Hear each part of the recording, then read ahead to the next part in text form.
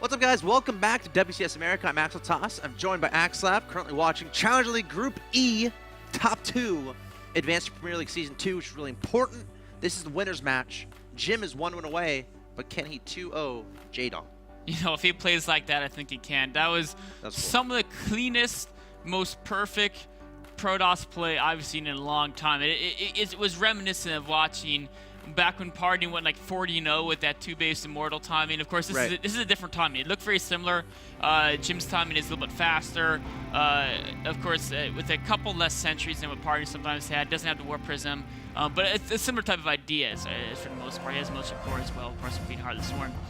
But just the macro behind it and the force fields were so spectacular.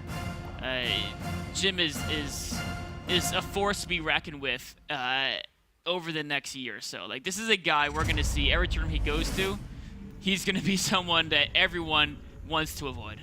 I think you're absolutely right. I think you are 100% right.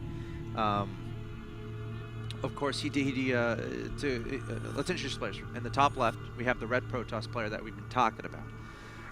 Taking a very convincing win in game number 1. If he wins this one, he's into WCS America Premier League Season 2. He is Jim. Of course, I wanted to mention his path to this point to remind anyone watching. Of course, he did qualify for Challenger League through the qualifiers. And in the Challenger League bracket stage, he defeated Oz 2-1. He defeated Vibe 2-0. And then he lost to Scarlet 1-2. So Scarlet was able to dissect Jim in their bracket match Challenger League to knock him down to this point. And to talk a little about those games, I'd highly recommend checking them out. They're very high level CVPs. Yep. Both Scarlet and Jim are. I mean, we obviously just saw how good Jim is at Protoss.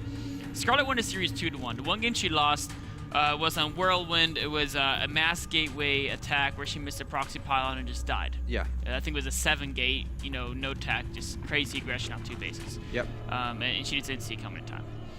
The 2 games she won were very interesting because she did the 2-base tech build where you get Zergling upgrades to go straight to Ultratus and a little bit later third. And what that does is, at least played properly, that beats every 2-base timing easily. And at least as people got more familiar with the build, you almost never see Protoss do the super 2. Oh, wait a minute here. Deja vu, man. Nick, we were talking about this not 4 hours ago. But it's different. It's a little bit different, isn't it? This is actually less efficient than the one I was watching GSL. Yes. SOS. Yeah, SOS did it actually versus, significantly more was it Effort? Yes, it was versus Effort. Okay, let's see what happens here. Cannon rush going to be attempted from Jim. 2 drones sneaking on by, and that pylon is very weirdly placed. Or is that a cannon? Oh, that is a pylon. Yeah, this is actually... it feels like Jim was trying to figure out where to place the buildings as it was going on. But he's got the wall in now. A lot of cancels. He wants... The reason why you built that, he wants to trap the drones. Now you cancel all, but... Will the drones get out alive is the question. No. That probe. If that probe didn't get that hit off, the drone... Yeah, because it takes 3 hits for Can to kill a drone because it regenerates 1 life in between hits. So, you know what, though? Jim did spend a lot on that. It wasn't the cleanest cannon rush ever. I mean, it was... He got it up fast, and he knew a good spot to put it in. But actually, on the left side of where his first pylon went, you can do it a little bit more efficiently because the gases block out so much better than the minerals do. Anyways, either way, the cannon rush worked, right? The natural's down, but Jaedong did cancel it. Jaedong immediately built his hatchery. The Nexus was delayed enough that the Nexus and hatchery are roughly evenly timed. So it's not clear if any player has a huge advantage right now. What is it? Double? Is he going? Okay, he canceled. Was that a gateway? Or it was a gateway. He's just trying to. I mean, he couldn't build a cycler. He doesn't have a gateway done. Oh yeah, of course. Duh. You know, Jim is in a lot of canceling buildings. Yeah. I really like how Jaedong's taking the 3rd hatchery too. Some Zergs feel at the middle left over there. Yeah. Some Zergs feel compelled they have to get roaches and clear up their natural before they take a 3rd hatch. And sometimes you can do that. They maybe can threaten the Protoss, but building a roach war and getting gas and building roaches before 3rd hatch slows your economy down so much as a Zerg. I mean, You really do not want to have to get any units out in the field before you have 3 bases in Zerg versus Protoss, assuming the Protoss is taking their natural expansion. Let's see if Jim can identify this. He saw the base at the bottom left. He didn't see the base at the what do you call it? 8 o'clock, I guess, 8:30 o'clock. Yeah, he didn't see that base. He may look if the cannons don't get killed within the next minute, right? If he doesn't see Banings, Roaches, or just a lot of Zerglings going to kill him, he's going to assume either it's a 2-base tech, a 2-base all-in, or there's a third somewhere else. And obviously the first thing to check for is where's that third base, and then hallucinate scout. You can check the main. Is there, going, is he lair, is he going Nidus or Spire or whatever? Yep. And so I expect Jim to be suspicious and trying to be curious about what the follow-up from Jaedong is, as the fact that these cannons aren't being taken out. Now, some obvious disadvantages here for Jaedong. Obviously, his main and his other bases are pretty darn far apart. And if you're trying to reinforce, if you're trying to, take advantage of your defender's advantage, that's going to be a little bit harder to do. Get units all the way over there. And it's a situation where Jim is actually pretty darn close to that 8 o'clock base. So we'll have to see how Jim adjusts his game plan to kind of receive what Jaedong has done and try to take advantage of the situation, of the game state. Oh, the probes get into the main. This is definitely a little bit of an error by Jaedong. His Zerglings should have been on the ramp, blocking that scout, or at least a couple of them. Because it's the fact that Jim saw the lair wasn't done yet, and the amount of gas that a third should... Yeah, he has to anticipate that there's a third on the ground. And he's going air, he's getting the Phoenix. The Phoenix will be secondary scout. Just to try to figure out exactly what's going on. And I like the air play because, as you mentioned, Jaedong's very spread out. Yep. And air is a very fast way to move between bases with air units. So you can really exploit the spatial disadvantage that Jaedong has, having to cover and protect a much larger zone of the map than ideally you would have to protect. Phoenix going to tack down this Overlord pretty quickly here.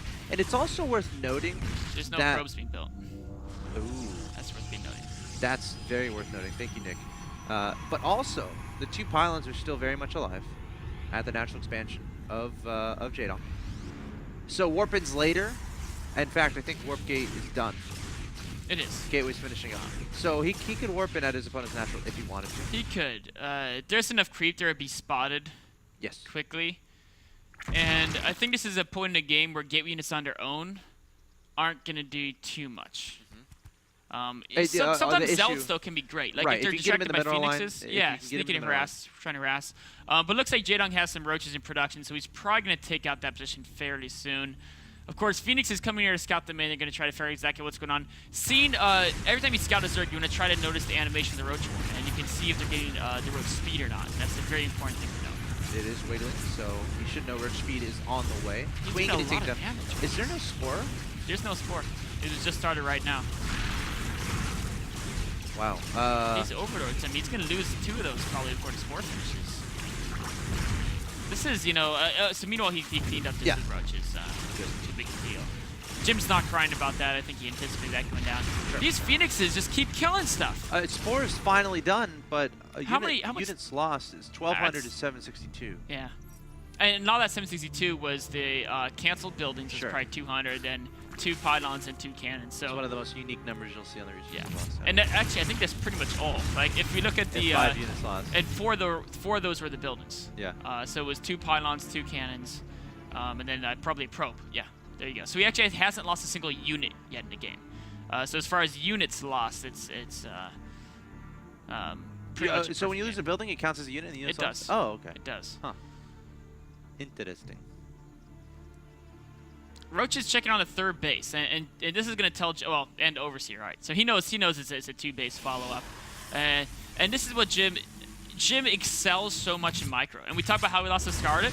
He lost to Scarlet because she did a build where you can't do 2-base time against it, and of course it puts her a little bit behind economy, more tech over economy, as opposed to Jaedong's favorite economy over tech with these 3-base builds.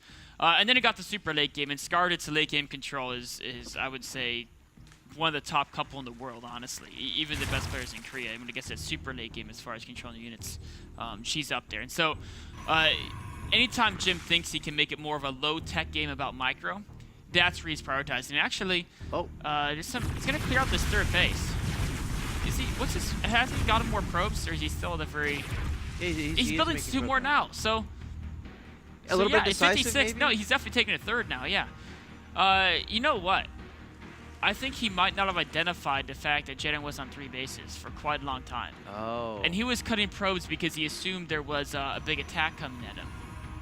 He's still going to be okay because he's actually still okay on probes, and Jaedong's tech is so low that cost efficiency-wise, yes, he's big behind the economy, but I mean, with this many mortals, and we've seen what he can do with force fields. Yeah. Jaedong's going to have a hard time breaking him. All if he right. doesn't break him, we're going to be dealing with He's making nothing but units at this point. I mean, he has 71 harvesters. It's a great amount of drones to have, so it's fine to do pressure at this point. First, Colossus is about 80% of the way done. Jaedong, Jim is going to want that as fast as possible, probably Chrono Boost the heck out of that. +1 missile about to finish here for Jaedong. So the goal here is to deny that 3rd base. But with all these mortals and all of these force fields available and a time warp, I don't know if it's going to happen, but already getting sprinting in here, trying to target down the next, he might be able to force the cancel. Oh, he's definitely going to get the cancel, Wow. but how many units is he going to lose in the process? Can he escape with this army? Jim is looking to trap that, and if he kills it all, there's no escape. Yeah, he can just force field between the rock and the ledge on the left-hand side, and every single unit here is going to die.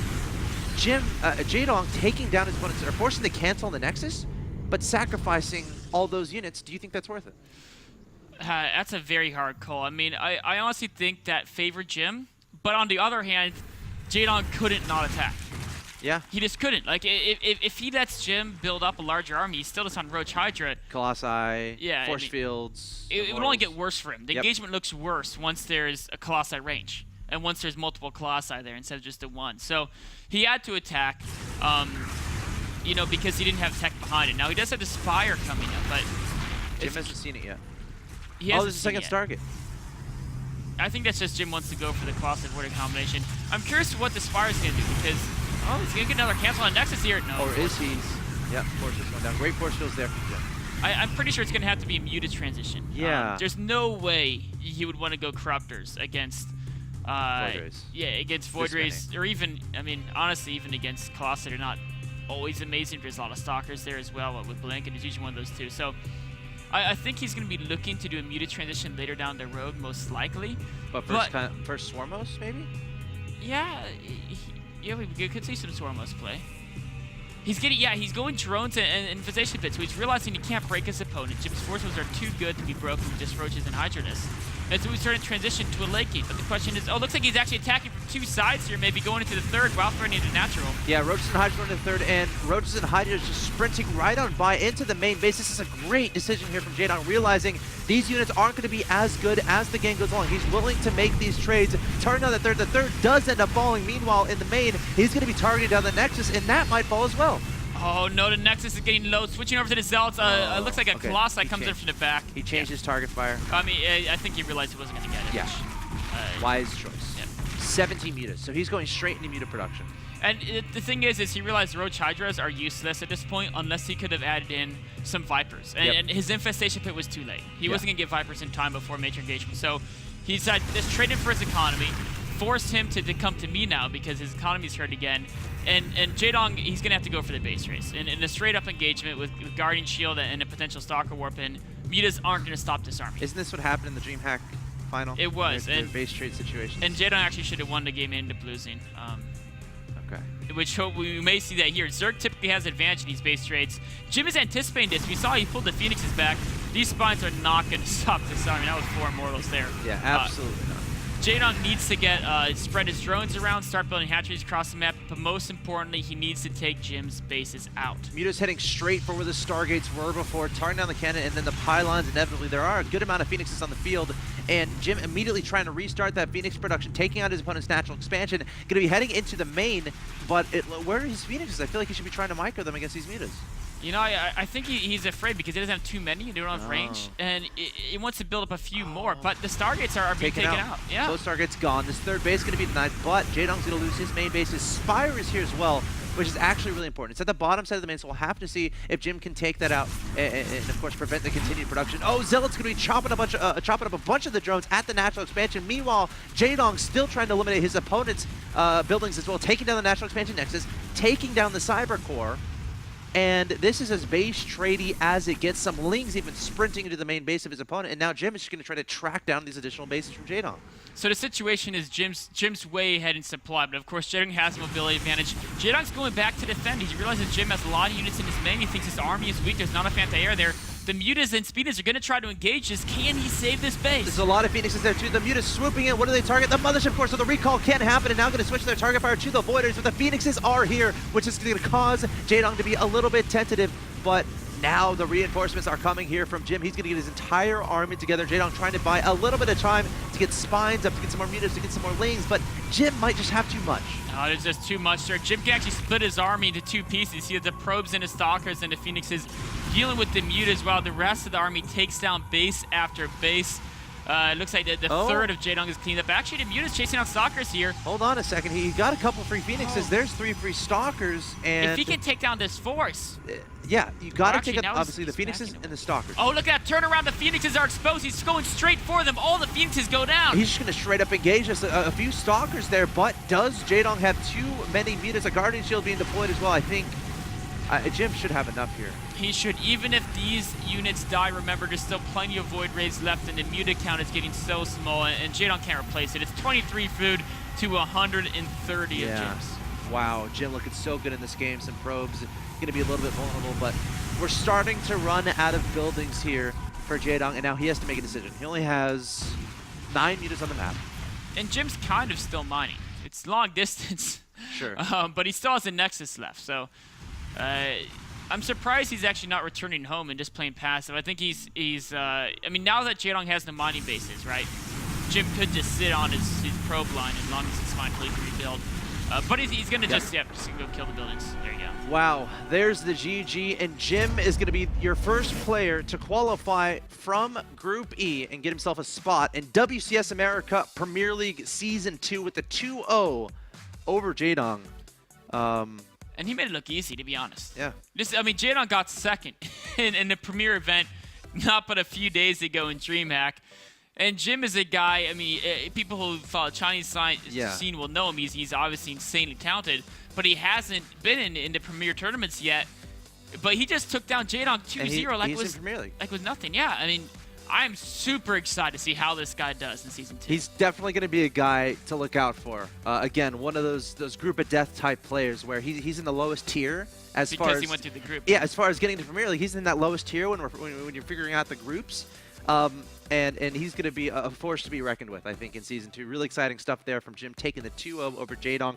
Coming up next, guys, it's going to be the losers match between Drunken Boy and Ian. Of course, the winner of that will advance on to play Jaedong, who is awaiting in the last match of the night. Guys, you're watching WCS America Match for the Night coming up.